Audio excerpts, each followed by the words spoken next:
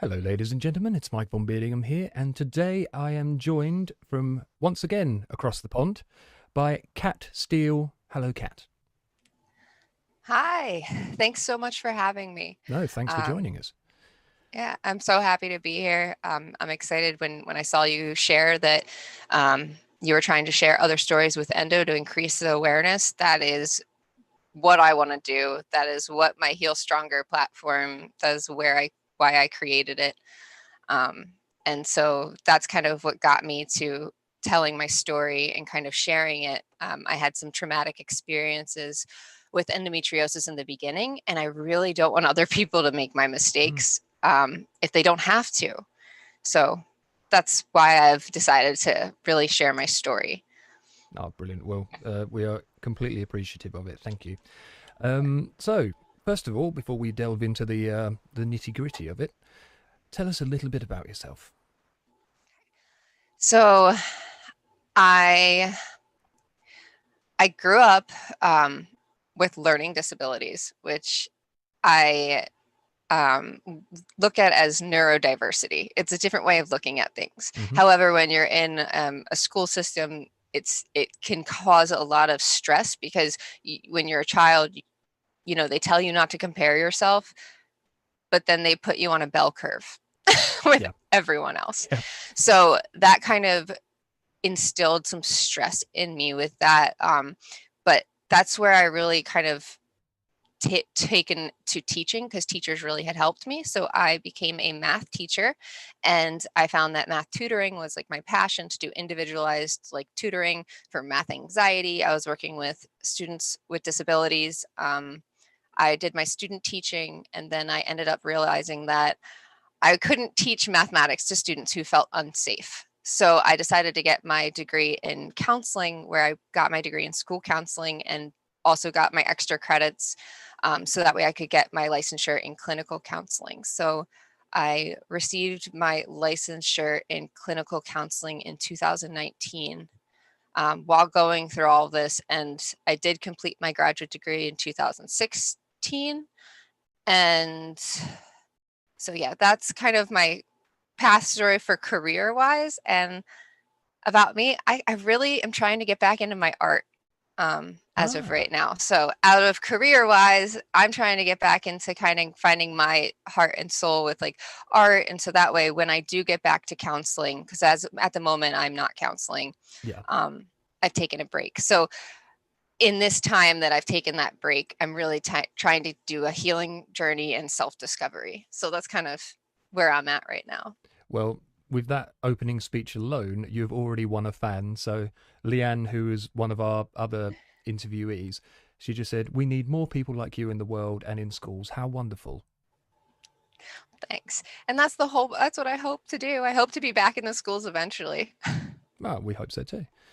Okay, so for everyone's information, disclaimer first, we have already talked about poo for the past 5 minutes before we came on the stream, so a bond has already been forged. So let's go to where you first noticed in your health timeline that, in your opinion, things started to change. You noticed things were getting worse, or something happened that made you think this is not right. So when I was a kid, when I was like 9 years old, Oh, wow. it was before puberty. I was actually getting inflammation and like candida overgrowth and like yeast, but nobody knew because you're under the age and don't talk about that stuff. But it's really important to know that it was almost like two thin paper cuts, no discharge, no symptoms, no nothing, just extremely painful, like paper cuts down at like your labia. So keep in mind if you have children, or young kids, like I was going through that and just not saying anything. I'd tell my mom, "Oh, it burns when you pee." But okay, well, what do you know? What does that mean? Does that mean it burns on the outside, on the inside? Does it like Yeah. what's going on? So and you don't really have a doctor to talk about that with when you're that age. So I again was told it was, it would go and it would clear up. So I that was the first time I really was like something's kind of off. And then at 12, I got my first cycle and I was collapsed on the ground. I was vomiting. It was terrible. I was in God. Disney World. Oh, excellent. Beautiful. And then I had gotten my cycle once or twice in between from the time I was 12 to the time I was 16. I was a dancer. So I started losing weight as I got to like 13, 14, and then I lost my cycle at the same time. So because when you get underweight, sometimes or if you're under stress or your body's malnourished of some sort, you don't get a cycle. Oh, right. I had no idea. It's pretty common with like athletes and such. So again, because it's common with athletes, it's common. I didn't really think much of it. So when I started getting my period more regularly at 16, 17, 18, it was still not regular. But when I would get it, I just figured because I wasn't getting it regular, I was getting influxes of hormones really hard, and that's why they were so bad. So I was giving myself reasons. I'd go to the nurse's office. I'd have to skip school. And if I couldn't skip school, I would go to the nurse's office and they would give me like a little place because I'd usually have a migraine sensitivity. It was not fun. And then I got put on birth control at 17 or 18 years old when I went to my first GYN visit because I was missing school around 17 years old, where they insisted that I needed a pap smear and that I was having sex and that I must have like a pelvic inflammatory disease or something. And they took my mom out of the room. They questioned me again, like, are you having sex? And I'm like, no, I'm not. And at that point, like, yeah. And they kept asking. They asked at least 5 times in different settings in the same office. So that's when I kind of went to my mother and I said, can we go to a different office? And so I went to my PCP where I got referred to a wonderful GYN who did mention endometriosis when I was 18, and they put me on birth control. Yeah. So they mentioned, they're like, I think you have endo. There's nothing we can do. And they kind of like put their face in their in their hands and like very upset. And I was like, okay, but I had no idea what that meant. He didn't explain any of it to me. He didn't say anything except for, it might be endometriosis, this big word. Yeah. Now on your way. Yeah, now on your way. So he put me on continuous birth control. I had terrible side effects. I tried at least 4 different kinds. And then voila, I found one that only caused weight gain and water retention and minor mood influxes. So I was on that permanently so I wouldn't have to get my cycle. And so that way I could go to college because in high school, it was one thing I was able to juggle and kind of go to the nurse, and it was like a safe school type thing. But when you go to college, you really need to be able to take care of yourself and be on your own. And that wellness center isn't like that there. So when I went to college, I was on continuous birth control. Things were getting worse. My food my stomach was getting worse. I started getting fatigued a lot. By 2:00, I was done for the day and I'd have to go take a nap. Like I remember doing my psychology class at 2:30 in the afternoon. And I was like, if I don't take a nap at 1 to 1:30, I'm going to fall asleep in my psychology class, which was my favorite class. It was human development. So that's when I really noticed things start shifting, and I kind of was just ignoring it because of the birth control. It was a great Band-Aid. Except for when I went off of it to get my tonsils removed because I was having chronic infections while I was on the birth control. And again, we do know that the birth control can cause, especially if you have other hormone stuff going on, it can cause leaky gut. Like it can cause your gut to inflame a little bit, which can cause inflammatory markers and stuff.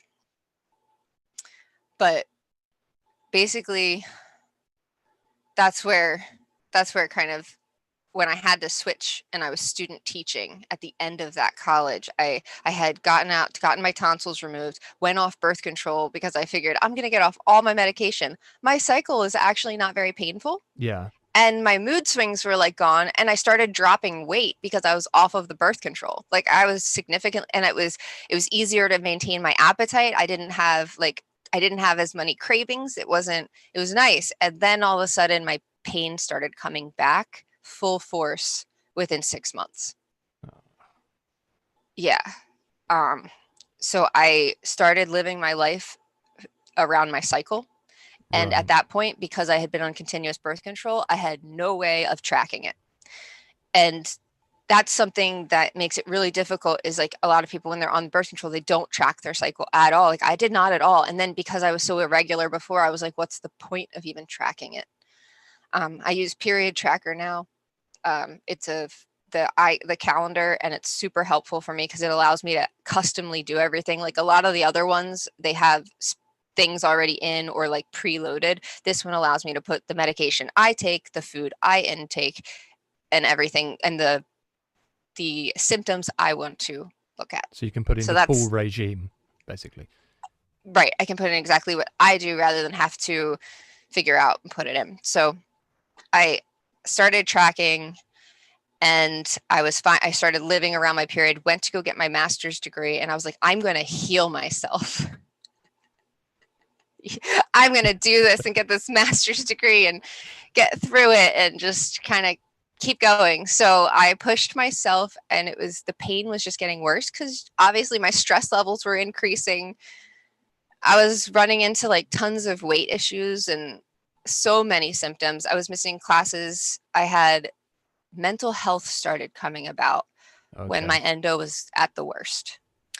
And that was horrifying, to be in a mental health professional field while your mental health is deteriorating. I can imagine.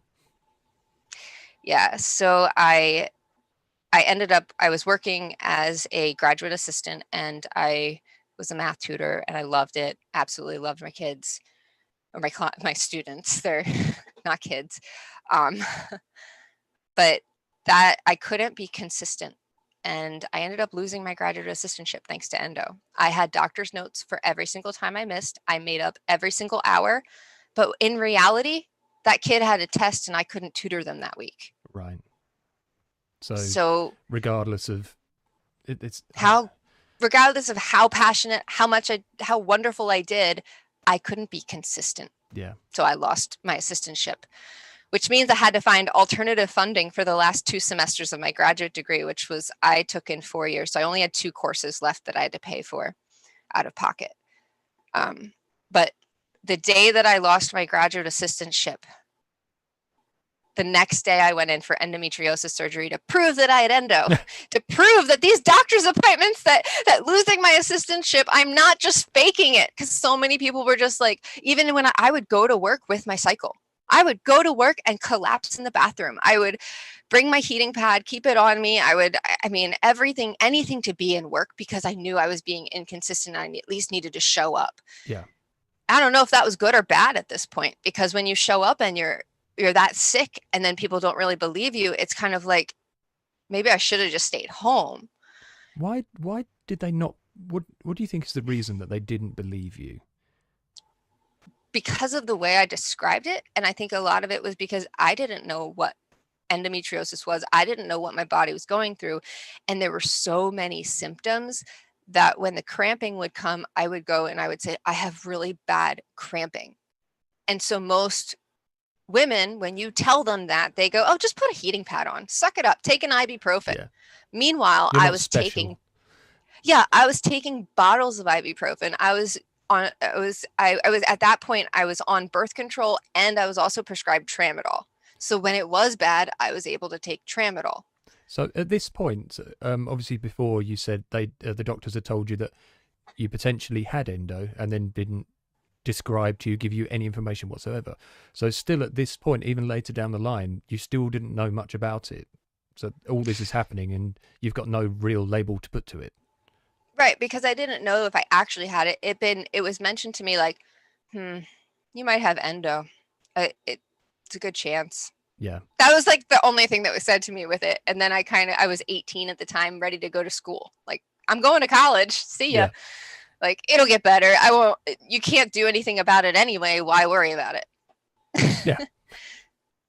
So if that is a thing, then I'll look into it, read like, okay, so some health stuff, but I really didn't think I was like, okay, well, he thinks I have it. He doesn't know. And I didn't really look into it because nobody else had kind of heard of it. And so I started doing more research actually at that time when I was getting sick in my graduate assistant. I was like, I'm missing all these classes. I started going to specialists. I started researching for what to do, how to get diagnosed, because I was in pain all the time. And I went to this, that's when I realized how to get treated. I went to an urgent clinic because I didn't have any pain medication at that point because I wasn't taking the birth control. When you don't do the birth control or you don't do the Lupron, they also, some of the providers also take away your pain management. Okay. Because if you're not taking those other drugs that they tell you to take, well, then you must not be in enough pain to need pain management.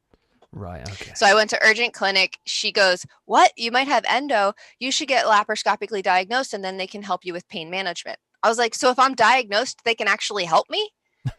And they go, "Yeah." So I go, I research, I find this endo specialist. This brings me to my traumatic story. So strap in, everyone. This is going to be a corker. this is the one that killed me. So I go in to the hospital, a state away, by the way. So I was out of state because I wanted to go to this endometriosis specialist. It was a fertility clinic. Okay. And they said they worked with endo and they were endo specialists and they did these laparoscopies all the time. So I really believed it. And I went in and I had done my research because I'm not going to go get surgery without doing my research. And I asked them, I was like, okay, we had all of our consultations. She's like, yeah, you're a good candidate for this, yada, yada. Would you, I said, so are we doing like, we're going to do the diagnostic surgery and then I'm going to go ahead and do ablation. I was like, could you do excision instead? Because I read that, I read that excision. So can you excise it and like do it? I didn't really know the difference between excision and ablation at that point. So when I asked for excision, or if they could take any of it out, or she had suggested it, she said, we're going to use ablation. And I go, oh, and I go, so is it cutting it out? She said, no, it's it's a laser. It's a new technology. It's a lot faster. It's a lot easier to deal with, a lot faster recovery. It's a lot more beneficial. Yeah, so I later learned that's not true. It sounds amazing the way they put it across. Mm-hmm. So I let it happen and I went through, even though part of my inner gut said no, some other things happened where they performed a few other things, like they did the DNC on me. I did not want the coil. I decided to try. They told me that I was going to need, this is another red flag. If they tell you you're going to need something to manage your endometriosis, not the pain, but endometriosis after an excision surgery or after a surgery, then they're probably not getting all the endometriosis out. So why go through that first surgery? Because the ablation piece of it has caused me so much more pain than anything else. So I went into that surgery. I was supposed to be, because I had a problem with when I got my tonsils removed back in 2011 with anesthesia. So I was supposed to be under watch for over 24 hours, even though it was an outpatient laparoscopic procedure. My doctor did not make plans for me to stay at the hospital. So when I was done with my surgery, all I remember is getting out and trying to rip IVs out of my arms. And I remember walking to the bathroom right off of surgery. I just remember bits and pieces because I was still under anesthesia, and they let me go within like 2 hours after my surgery. Okay, this isn't going to be good, is it? They convinced me that it was an outpatient, the nurses, because the doctor never came to talk to me after because she was done. And then she ended up going on vacation many, many states away for a family vacation right after my surgery. And then I wasn't kept in the hospital. So nice, perfect storm. I get sent home I have to drive hours away because I'm a state away. So not hours, maybe an hour and a half or so. Got home. It was excruciatingly painful. Sorry, Mom, throwing you under the bus. I talked to my mom. I go, oh, this is terrible. I'm like in agony. I'm in so much pain. This is like really excruciatingly painful. I have 3 cuts at this point with the laparoscopy. Yeah. And my whole stomach's distended. And she's like, I had a C-section. Oh, suck it up. In the most loving way. And I was like, you know what? I can't be around this. So I tried to get myself upstairs, and I somehow walked myself up the stairs, having to pause every few minutes, got myself into the bed and realized I like sat up because I had to pee. And when I sat up, I was like, I can't move. I have no ability to get out of the bed. Oh. So I'd lay back down and I'd be like, yeah, but I have to pee. So I'd sit back up. So my dad came in, or my mom came in, and they were trying to help me get to the bathroom, and I kept falling. I fell, broke my toe, hit my head on the toilet, hit my head on the thing. Like, I just kept passing out. Every time I would stand up, I would pass out. Jesus. Called the paramedics. The ambulance came. The paramedics took me out. I could feel every pebble in that ambulance ride. So I get to the hospital. They put me in a hallway. I get rushed into a room where they put me on vitals. And then I looked over at my mom. Everything started fading, and I was dying. So I looked over at my mom and I said, I'm dying. And then I blacked out. Jesus. And then I was in my head, which I'm going to go ahead and put this out there because I think it's really important for other people to know. And I think I would like this to be out there, is that when that happened to me, I thought that my life would flash before my eyes. Believe it or not, whatever you think about is just what happens. Like, your life doesn't flash before your eyes unless you think about your life like that. So I was sitting there like waiting for this projector slideshow to come through. Nothing happened. And I was like, crap, I have to do the work. I have to think about what happened. Okay. So I like started kind of thinking about things. And then I had, which a lot of times they're linking it to like, linking it to DMT trip in your, like what the body puts out when you have that experience. Yeah. So I had it was white light, very comforting. And I felt nothing but comfort. And I believe that that's the part where it was like that transition. And I had the choice to either stay there or come back. Like, I felt as though I had the choice in that moment. And with some of the things that were going on, I knew that I wanted to come back. So in my head, that's how it went. Outside of that, I'm sure surgeons were going crazy and they were paddling me and they resuscitated me. I was down and out for 8 minutes. Wow. And when I woke up, the first thing I said was, wow, you guys can't even cut in a straight line. To someone who just saved my life. Like, way to go, anesthesia. So I started recovering from that, and I did apply for disability at that point because I was going through this shock. And from then until 2018, it was a lot of ups and downs. So like, I had a knee surgery in 2016. I was basically a walking medicine cabinet in 2015, 2016, and part of 2017. I really, in 2017, 2018,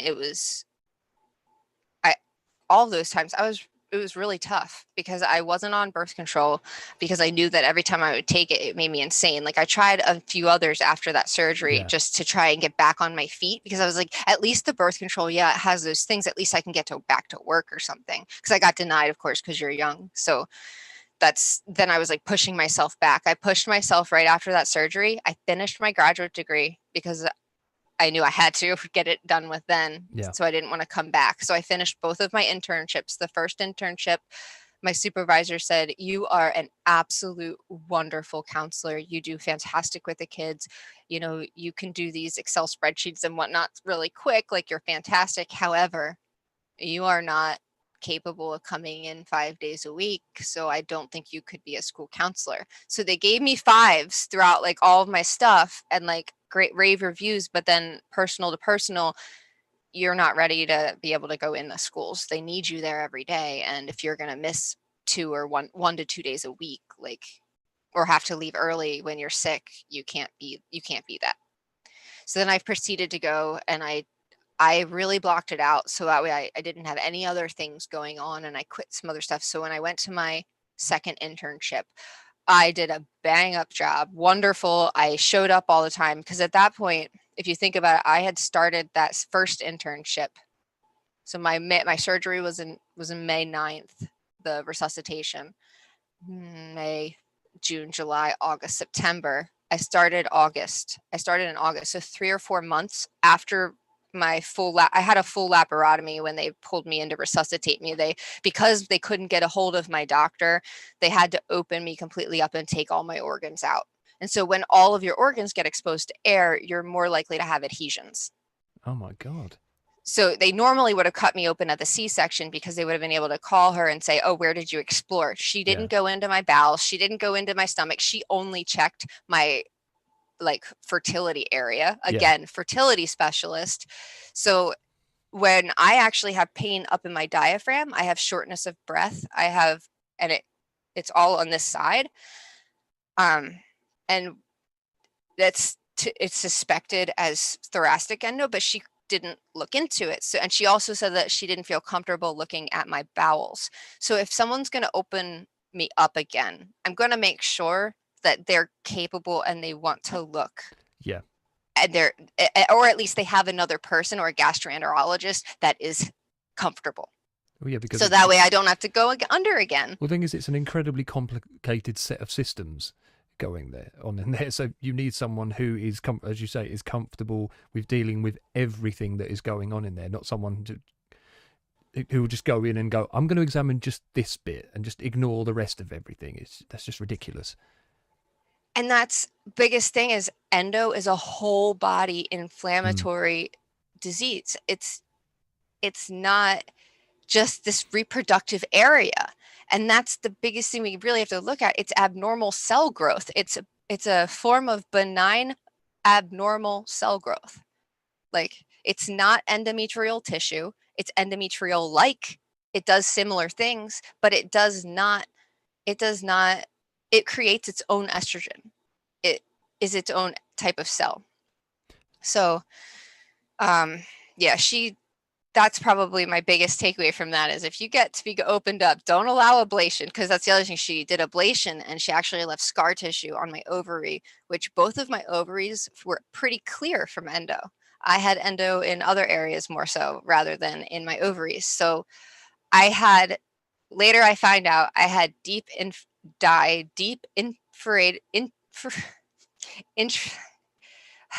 basically it's very invasive, deep. I'm going to use invasive because that's not the right word. Deep invasive endo, where it goes like into your muscles. It can grow in there. So it's very hard to kind of get in and out of. So like to cut out of and everything, you have to be a specialist for it. But she diagnosed me with stage 1 endometriosis, which is like just because it's endometriosis is not staged severity of pain, the even really amount of endo in there. It's all about how capable you are of getting pregnant. Wow. Okay. That's a new one. Mm-hmm. So that's another one. A lot of people will hear, oh, stage 4 endo, that must be terrible. It is terrible. It's absolutely excruciating. But if you have, and so they're starting to like, if you have bowel endo, then they'll put you at stage 4. But then if my person says you have bowel endo, why would you stage me at stage 1 unless it's the fertility? So when I did more research into it, I found out that the stages, as when I looked, I haven't checked recently, probably in the past 6 months, I haven't checked. But before that, they gauge you stage 1. It depends on and stage 2, stage 5. It all depends on how blocked your ovaries and your uterus and how it's affecting your reproductive system. So that was a tough one because I was like, okay, so I basically then just listening to it, let alone what it must have been like going through it for you. Well, because then you go and you take that paperwork to somebody else and they say stage 1 and they go, yeah, you're fine. and then you Great. get dismissed again. Yeah. And it was tough. So I went to a new fertility specialist right after that, and she said we can go in again and we can actually do excision. But at that point I was horrified of surgeries, and she Could understood. could you explain for us, because I know this has been Yeah. mentioned before in the interviews. So ablation and excision, did you say, is that? Yes. So what is the difference? It has been mentioned before, but could you just clarify for us what the difference is? So in ablation, you go in and they use this like laser basically, and they burn the top of the endometriosis. They burn the endometriosis out, and it looks like, and as they're burning, it's creating like a nice solid scar tissue area, which, but it does do it's nice and quick, and they can get it all out. Yeah. The problem is there's roots under there. It's like if you have a mole or something and then you shaved the mole off and it grew back because there's still roots there. And so excision is when they actually can go in and excise the roots and they take the root out, and they usually do it manually. They do scissors. Many surgeons they say that it can be rougher depending on your surgeon. Is it a much longer process as well? It is a longer process. It is longer. And that's why a lot of surgeons will choose ablation. But I definitely had a lot more pain after my surgery. So that's and the other time they use ablation and excision is in your tonsils. I got excision for my tonsils because in my family, my one uncle got their tonsils removed, and it was ablation, and their tonsils grew back. Wow. Weird. I don't know. It might have just been like a genetic thing, but yeah, their tonsils grew back 3 times. I think it was something like that. I didn't want to ever have to deal with that. So I went, and they now do ablation a lot of times with your tonsils, but then a few different ENT doctors will also do excision of your tonsils and take your full tonsil out. So that's the other time they use ablation versus. Interesting. Yeah. Just out of curiosity, I mean, you're incredibly well versed in all the knowledge of all. Is this just from your own research, or because like the terminology you use is very precise, so incredibly well knowledgeable. So is this all just from research? Yeah, I've been researching since I was 21 on it, really. So I guess at 25, I really took a 100% dive. And that's all I do. For a while there, that's all I did was go through like documents. And I'm at the point now that when I get documents, I correct them, because a lot of places are still in 2020 putting out endometriosis is endometrial tissue growing outside of the uterus. That is not true, and we need that to be gone, because it's changing the way you view this dis-ease. And I like separating it. Instead of saying disease, I like dis-ease, because it makes it feel a little bit more comfortable. Like it can change. Yeah, can take away a little bit of the stigma of it. Right, we've got a few questions and several praises on your behalf. So let's flick over here and see what we have. My partner, who's actually in the other room, says she has such a good and positive energy. It's admirable. So another salute to you there. She uses period tracker as well. Flow is apparently another really good app for tracking cycles and symptoms. My friend Leo, I think he's in America as well.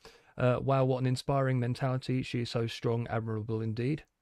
I think admirable is the word of choice for today. Leanne said the hours before her surgery, she experienced the same, just nothingness. She couldn't be awake, but was sort of half aware, very hard to describe. But it just sounds terrifying. It was really terrifying, because that to me was a form of like hell or limbo. Like it was almost, if you couldn't make peace, it was really uncomfortable. And so you could really be comfortable by yourself in your own brain. And I think that I honestly, after that, I started having really bad panic attacks. I wasn't able to meditate actually until this year, and even now I still use guided meditation, because I have panic attacks that I'm dying, or that I am dead. Oh God. And like that I'm in that limbo stage. So that's the kind of one of my triggers is shutting my eyes and going to sleep. So that was a one to get over. Yeah, considering you So need to do that every night. yeah, and like the best is when I would try to go to like yoga classes and we'd all be in the yoga class, everybody would shut their eyes, and all of a sudden I'd like, I can't do this. I'd have to walk out. Oh God. So yeah, So that happened. with there's a couple more sudden flying in messages. Leanne said, "Oh, it's deeply I'm having trouble now as well. Oh, infiltrating. Yeah. Infiltrative. There we go. Thank you. Thank you. It's not working.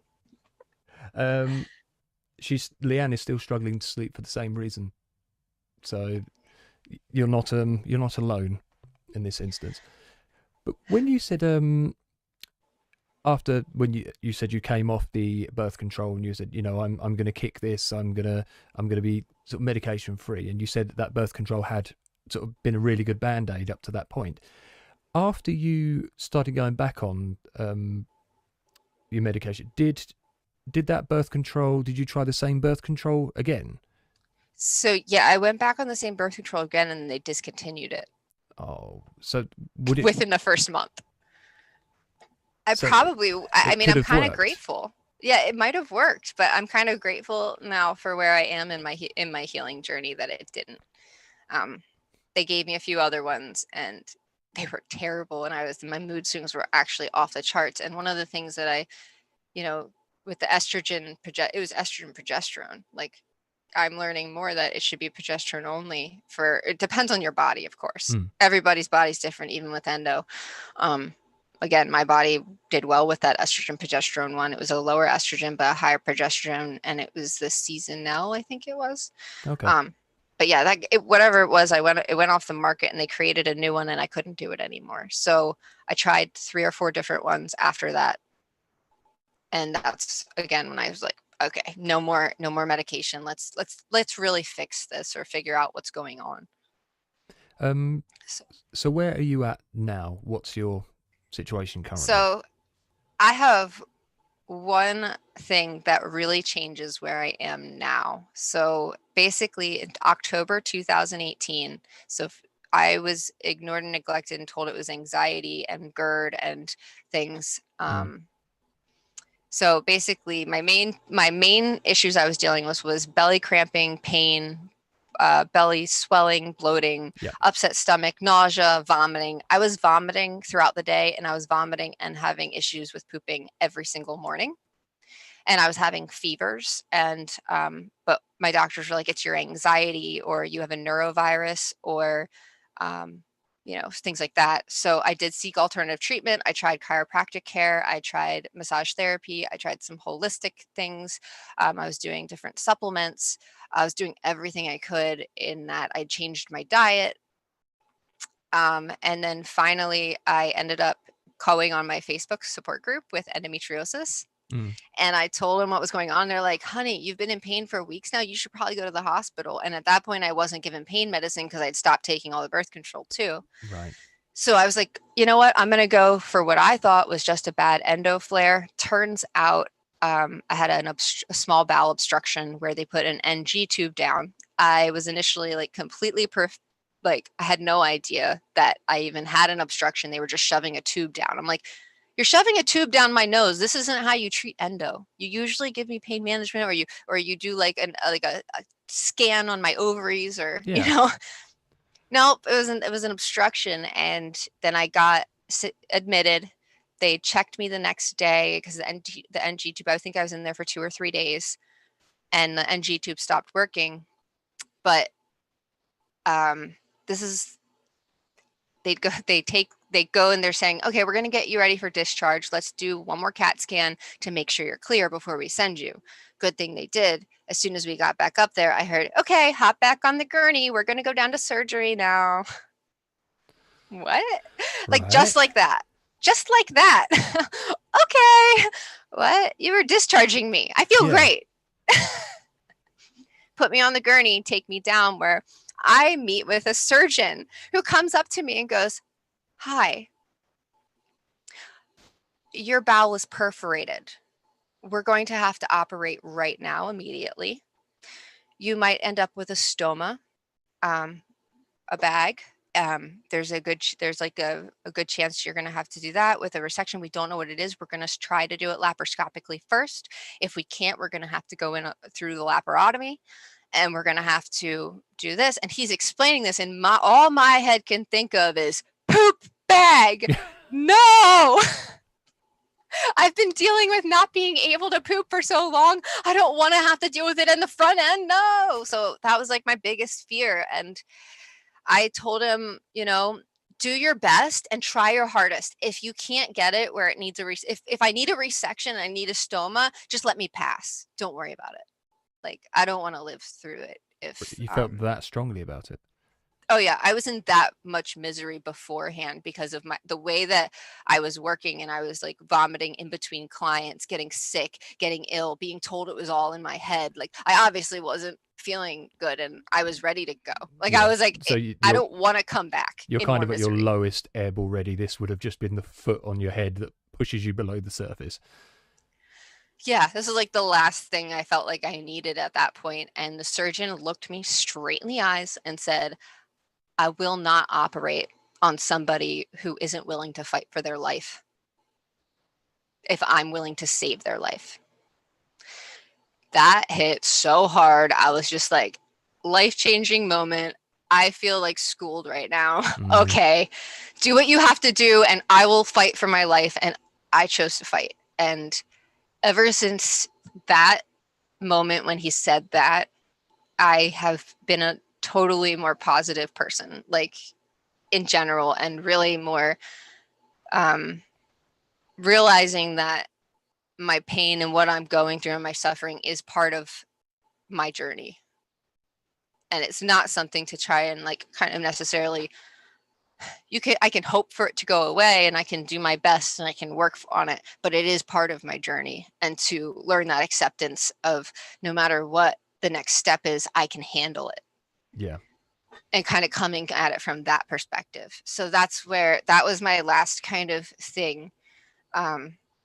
So that one, I ended up waking up with a full laparotomy and a few laparoscopic scars, no stoma. I was very blessed. Huge deal for me. So I did lose 2.5 feet of my bowels because they think I was backed up for so long that they were all dying. So there was about 2 feet or more that was dead in my intestine. To be backed up, how long did they think you'd been backed up for? They didn't tell me, but I can tell you I had been feeling backed up for over 1.5 years. But it was like a partial obstruction. Right. So I could force myself, or I could take a supplement, or I could do something to kind of get it to go through, but it wasn't natural. Yeah. And I was going through agony every time I would poop. So basically what they correlated to was there was an endometriosis adhesion that perforated, and when it inflamed, it perforated my bowels. So endo is what did this. With the help of some scar tissue. But again, the scar tissue wouldn't have been there without the endo. Yeah. And endo likes to go to scar tissue too, I was told. So fast forward, now what I do is I chew. I chew a lot to create the amylase in my mouth to help the digestive enzymes, to really help that. I use castor oil on my stomach like every other day. I put with a little bit of heat, because I try not to heat up my scars, because when you heat your scars up, they can actually contract and cause more pain. Okay. So I don't, even if I'm in a lot of pain, I won't go above like a 3 on my stomach. But if I really need the heat, I'll put it on my back where there's not as many scars. And then I'll put, I might even put some ice or something else on the top. Like, I'll alternate. It depends on kind of what's going on with me. And I drink like my teas, and I've been working with a functional doctor doing IV treatments that I was doing for a while. Ever since that surgery, it was like life changing. Now I was able to poop again, everything like that. These past 6 months, I've been kind of dealing again with a partial obstruction going on. But it has been fine until probably this past week. So I'm thinking I'll be okay because I got my physician's elemental diet, which is for GI dysfunction, that you can drink, and it's like got no sugars and stuff in it. It's like, one of my friends called it Soylent, something that you can. Great name. Yeah. So that one, and then my other favorite thing, my favorite like catch line, my two favorite catch lines for Endo that came out by accident when talking to some other Endo warriors are, "We stick together like our organs, we Endo warriors." And my other one is, sometimes when I have to fart, in order to do it, I have to do yoga. Really? Yeah, because I get like trapped gas, and due to the adhesions and whatnot, it gets trapped in there. So when I do my yoga and stretch, I'll either belch, or the trapped gas will start to come out. God, and we take it so much for granted. Just that natural process of letting go. But something was where was I just going to go with that? Sorry, you mentioned farting, and it just completely derailed me. We're a very windy household here.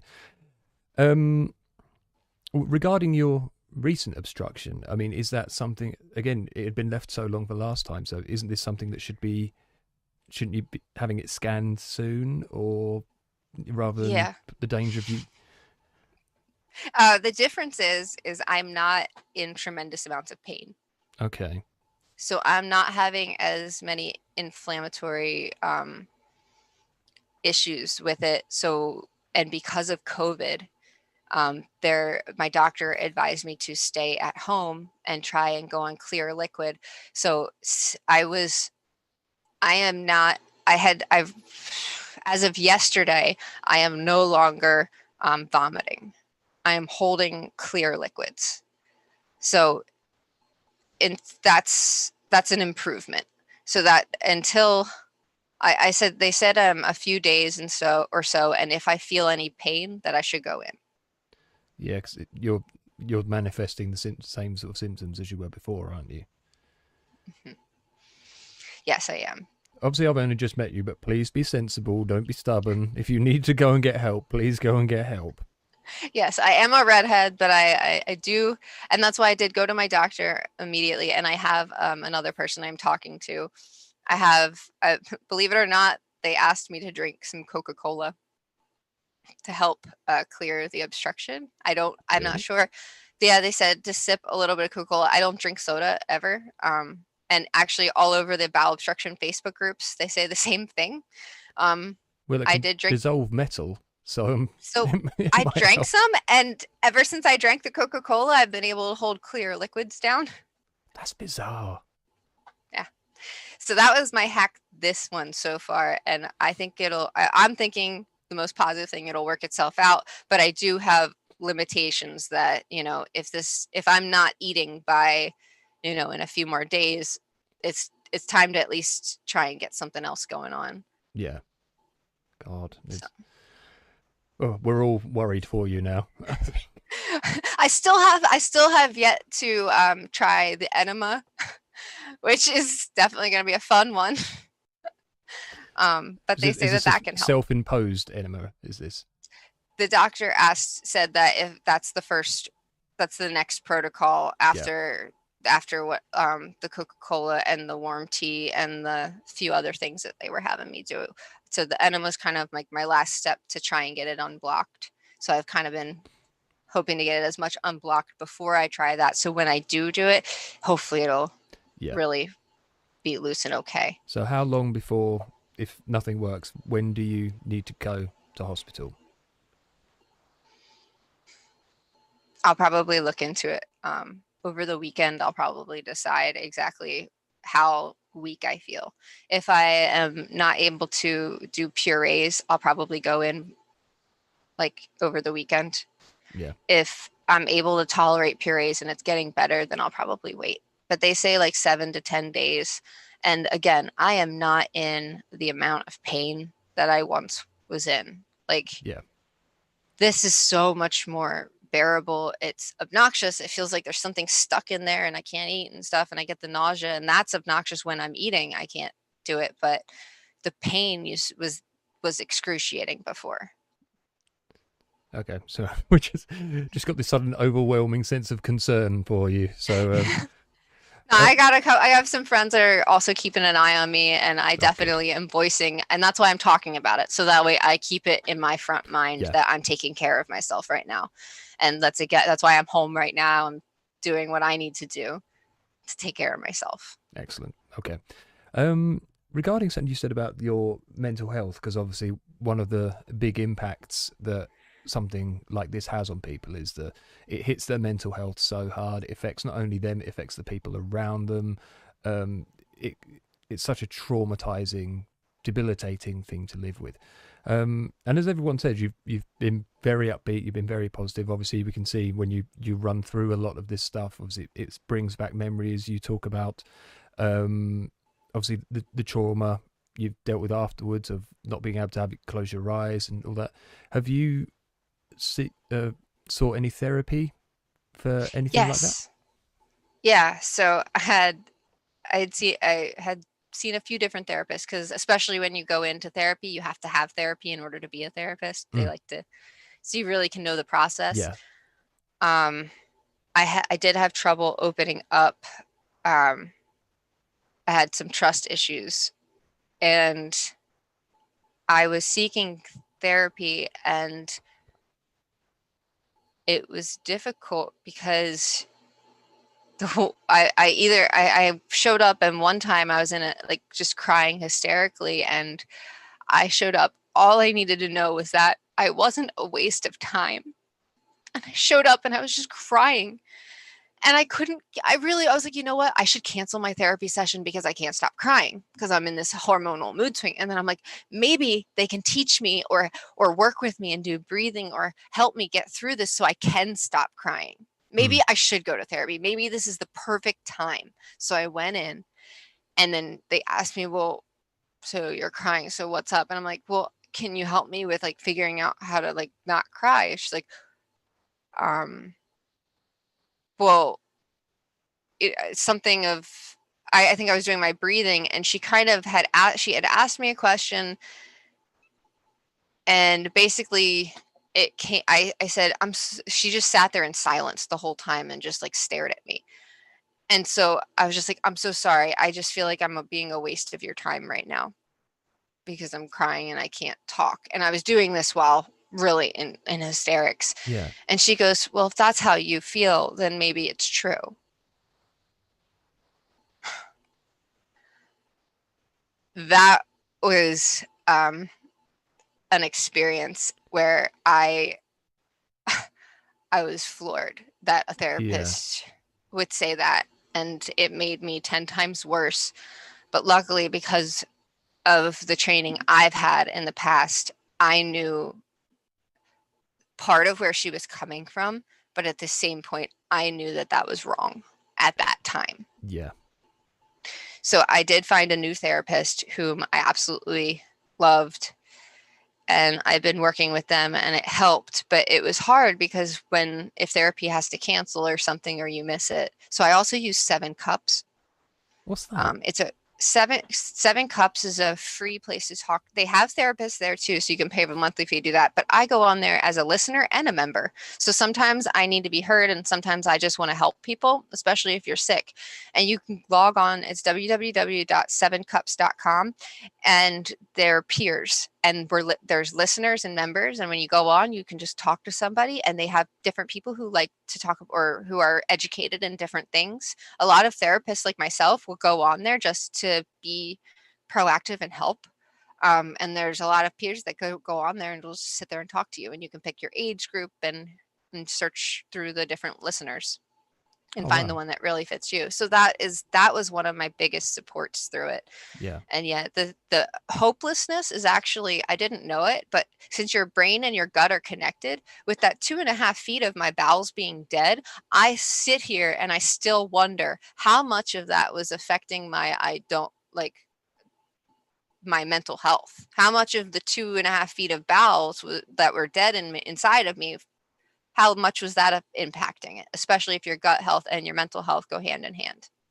Well, yeah, I mean, obviously, your stomach, your bowel, everything, as soon as you go through any fight or flight situation, any form of anxiety, the first place you feel it is in your stomach, or IBS, obviously, is triggered to stress, everything along those lines. I mean, did you like obviously, I could see it's an upsetting for you, so I don't want to probe, but with a with your feeling of, as you said, that you're wasting somebody's time, was that a product of, was that something that obviously maybe has happened in the past that has always been at play, or was that exacerbated by the endo and everything that you're going through? It was exacerbated because at that point, the reason why I had sought help was because I had no connection to people. I felt like I came back, I had so much connection, and everybody was like shutting me down. I actually had I had so much trust, so much love when I came back from that near-death experience that I felt like I couldn't relate to the world. I couldn't settle into to human society, and it was very difficult You for felt like an that. So outsider. yeah, I felt like an outsider. So therefore, when I would talk to people, I would see people check out, or I would see people like, you're too much, or things like that. And so I really started just keeping to myself because I don't want sympathy. I don't want, I don't want to make someone else feel bad. So I'd rather not share or rather not talk. And that's where and like when people will, I don't know how, I didn't know what the goal was, and because I was sitting there crying, I wasn't sure what the purpose was, if that makes sense. So Yeah. yeah, so there's definitely, and I also have an underlying, at that point, was I'm still working on is self-worth, with dyslexia and comparing myself for so long, I'm still Yeah. working out of that routine. So I think that was a huge piece. for a lot of people who suffer with mental health issues, and especially if there's things you do need to talk about, and you're living with these things in your head on a day-to-day basis, minute by minute, and a lot of people who don't understand, especially when you're talking to about something, and there may be things that you talk at length about, and I know what you mean when people sort of, they glaze over after a while. Sort of, I've taken in as much information as I can. Are you going to stop talking now? It's that kind of thing. But again, it's, unless I don't think you can really appreciate it until you've lived it and been in it. And the need for people to talk about it, the need for people to be able to get these things off their chest, just not only just to know that people are listening, but it's just so that people have just got some idea of what the hell you're going through. But again, To be heard. yeah, To be heard. And that's where my Instagram platform has really helped with that community, is to be heard there, because I feel as though it connects to further than just the support group in that respect. But yeah, the other thing is PMDD, which is premenstrual dysphoric disorder, or I miss up the reasonings, but there's PME, which is usually due to like a hormonal intervention, and then there's PMDD, which they both have very similar symptoms. You get extremely depressed, suicidal ideation type thing right before your cycle, and it's a hormone trigger. It's a sensitivity to your own hormones, basically. And as I'm learning about that, I was trying to diagnose myself as like bipolar and all these different things, which they can totally look like that. it's They a can slippery really look slope, like isn't that. it? When you start Googling symptoms, and Dr. Google is not always the best place. Definitely not. No. Definitely not. So yeah, that's kind of 100. So it's $125 for an hour or 45 minutes of somebody's time for them to actually listen to you. So when I got like kind of beside myself, I was just like, okay, so I have to pay somebody over, like, I don't have a paycheck really at this point. I'm Yeah. getting paid like client by client dog sitting gig. Like I'm a clown. Kit Kat the clown. I've been a clown since I was like 16 or 12. I was doing magic by the time I was 16. I make balloon animals. I do face painting. You're just showing off now. I Just love it. make us It's all my feel favorite. bad. No, it's so much fun. I love doing face painting. That's like my kind of fun thing that I love doing. So, but I forgot where I was going now with that one. That's all right. But yeah, I enjoy my face painting and stuff. So. Well, yeah, I mean, if it's a passion, I mean, it's impressive. Have you managed to sort of maintain that all the way through? Yeah, I was doing that like every now and then. I had stopped actually after my bowel obstruction surgery. I really have stopped a lot of the different things because I'm tired of, I really want to heal. Yeah. And I realized I was just stretching myself too thin to try and do that. But like, if you think about it, I do a face painting gig for like $50 or something of that nature that barely covers my paint and my gas. Yeah. And then I have to go and pay $125 just for somebody to talk to me. But I also need pelvic floor therapy, but I also need my pain management. I also need to go, see a chiropractor that doesn't take insurance. So these are costly things, but my income and being a therapist doesn't pay for it either. And then you also can't get the proper therapy a lot of the times, especially when you're in need of, like, so I was looking for a PMDD therapist, more specific than the one I currently have, because the one I currently have is wonderful for my general health and my relationships, but I really needed somebody who understood this. It was like $175 an hour to meet with them. And right now I have like I don't make any money right now. Like, yeah. So how is somebody who needs access to help supposed to get it? And that's where I'm trying to figure out, like, okay, when I do get to a point where I can start working, can I have like a set amount of slots that are free or sliding scale, and then a set amount of slots to at least keep it so I can continue my health journey and continue my own wellness. And that's the balance that I'm trying to find, is not giving everything away for free, but also remembering that there's a lot of people who are in my situation that don't have access. Yeah. It just sounds like such an intense juggling act that you've got to try and do. There are just so many factors in it. It boggles belief, really. Is your mental health now, as you said, since you had the epiphany moment of which made you sort of more want to fight for things, did you find that it improved since then? Did that also have a knock-on effect? Definitely improved some, but that, I think getting rid of those bowels and that knock that I'm going to keep fighting, that definitely had more of an impact for me to clean my diet up even stricter than it was.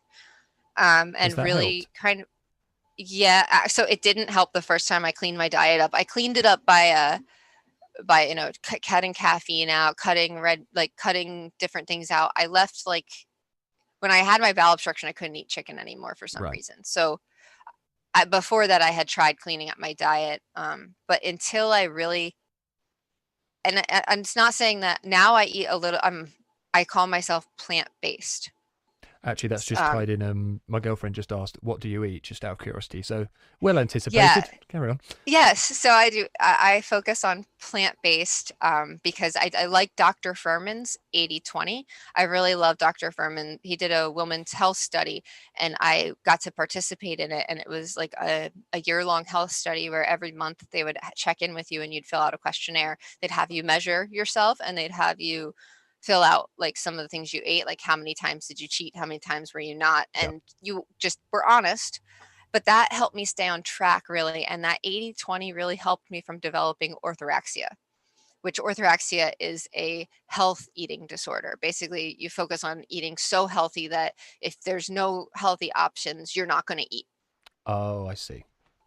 Right. And so a lot of people will get scared to eat. Like, I was horrified of eating because, especially even after my obstruction, whatever I ate, my stomach would like blow up because I had like no microbiome. It was all new. So like, it was horrible for that. I mean, it took me 2 years to be able to start eating raw food again.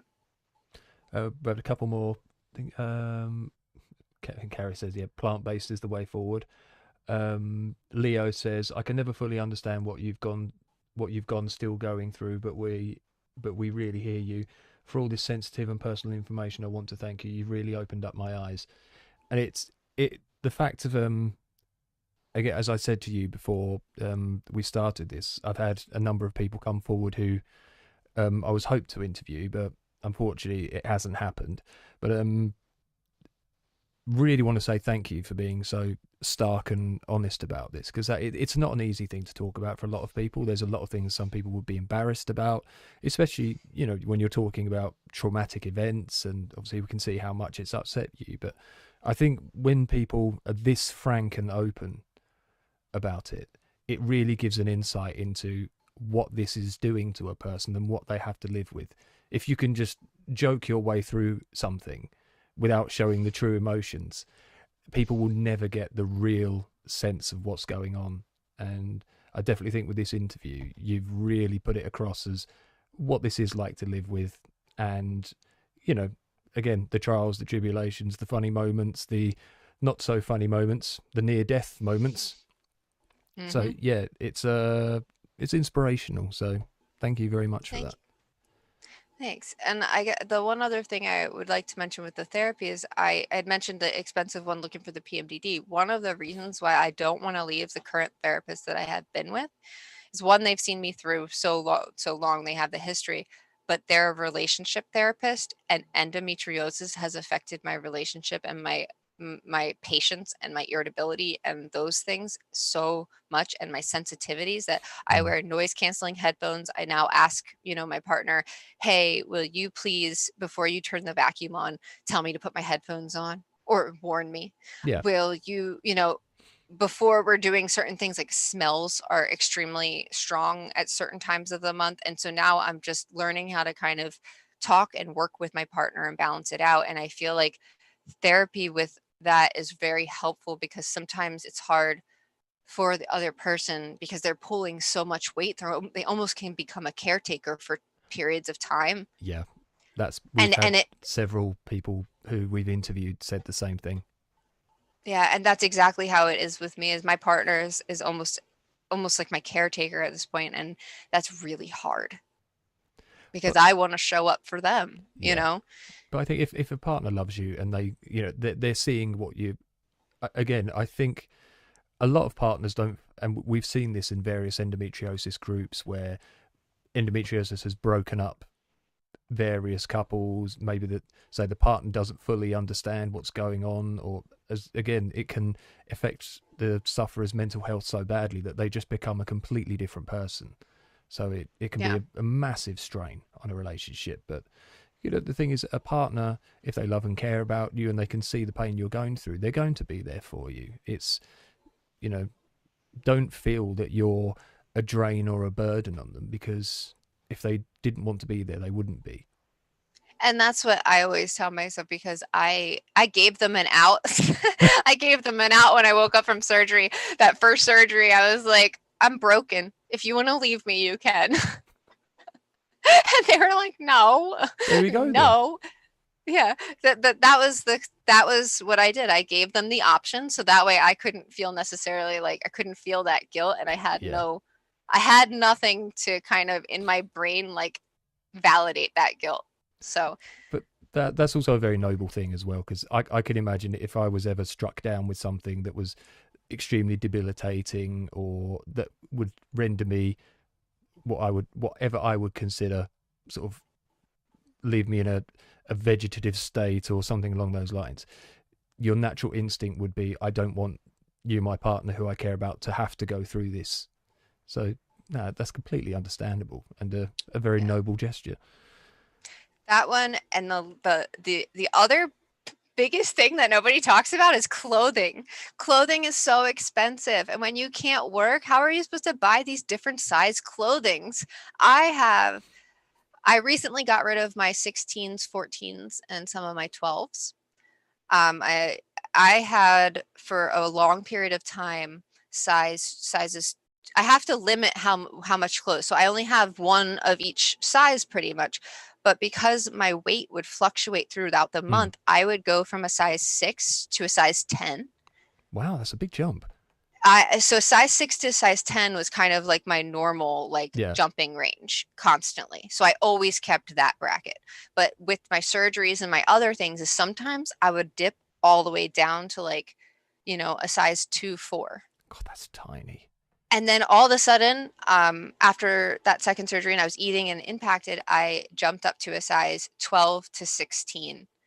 16 was still baggy on me at that point, but needless to say, that's how much weight I had gained. I'm back now down because of the bowel stuff. Yeah. I'm losing weight, so I'm like at like a 2-4 again.